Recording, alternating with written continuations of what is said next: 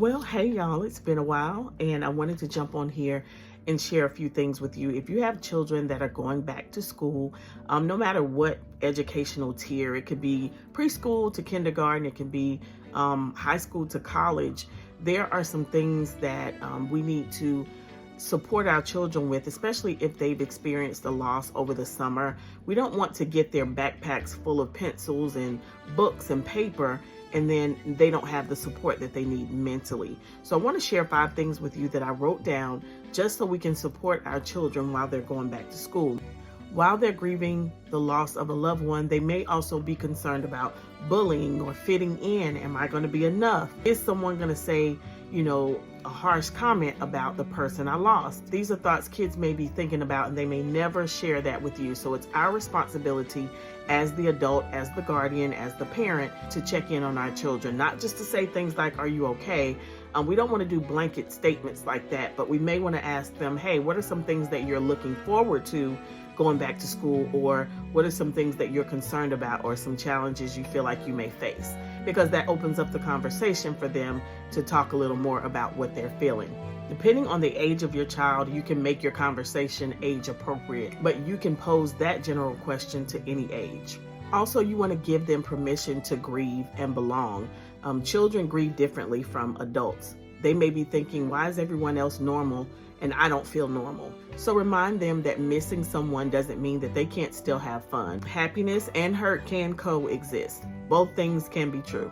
Also, as parents, we shouldn't wait for something to happen. Let's go ahead and tell them ahead of time. If someone says something hurtful to you, remember, these words do hurt, but they're just words. There's a difference in telling and tattling. You want to let someone know if you're struggling, with a deep emotional hurt and someone is taunting your children. You do want to let them know that they can let the appropriate people know, or they can reach out to you via phone or text and let you know what's going on.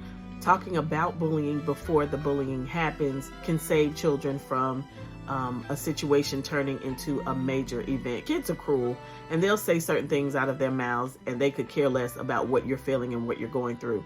But this can create triggers for children who are already struggling, and they may have been struggling in silence, and this one thing that a bully or a wild child in general may say the wrong thing that could take your child over the edge. So letting them know ahead of time and prepping them is probably the best route to take.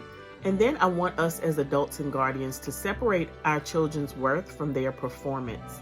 This is where they may have thoughts of, am I good enough? Kids are especially vulnerable after grief and loss, and then having to perform in school and get pressured to get straight A's and, all A's and B's can be a lot. Now, we want our kids, of course, to excel educationally, but when they have other things that they're carrying, like grief and loss, feeling that pressure of having to be at their best all the time can be a lot of pressure and heavy weight on them. You may see they're forgetful with their homework. They may lose their papers. Their grades may drop. And these are all signs that, they're struggling in their grief and their loss. They may have trouble concentrating. In their mind, they're thinking, I'm failing. That's when our job is to step in and support them by saying, grades are something you receive, but it's not who you are. So instead of saying, why didn't you do better, or why didn't you get better grades, you may want to ask them, what areas are you struggling with and what areas can I support you in? And they may open up and give you some areas that they are struggling, and it could be emotionally. And once we get that under control, then you may see some changes in the grades. And lastly, this may be the most important one. As parents and guardians, we have to give our children a safe place to feel honest, a safe place to be completely honest. Let them know you don't have to protect my feelings. A lot of times kids think, well, my parents are struggling already. They're grieving. I don't want to make them any sadder, so I'm not going to tell them how I feel. That's true. We are struggling with grief and loss. One can lift the other up. One can lean on the other's shoulder. Let them know, yeah, you may see me sad, but that doesn't mean you can't come to me. You can still express your feelings to me. You can still talk about the person you miss. You can still be angry. You can even cry, but you can also still have a good day. Let them know you don't have to carry my feelings and yours too. And don't stop there. Do this repeatedly. Do check-ins often. I always live by the mantra, live paycheck to paycheck, not financially, but emotionally, physically, spiritually, and mentally. So check in as much as you can. Don't let it be a one and done. Don't do it just before school and then don't ask again. Continue to support your kids throughout the school year. And remind your kids that God is close to the brokenhearted. So while we're all going through grief, God is also near. I hope this helps. I love y'all.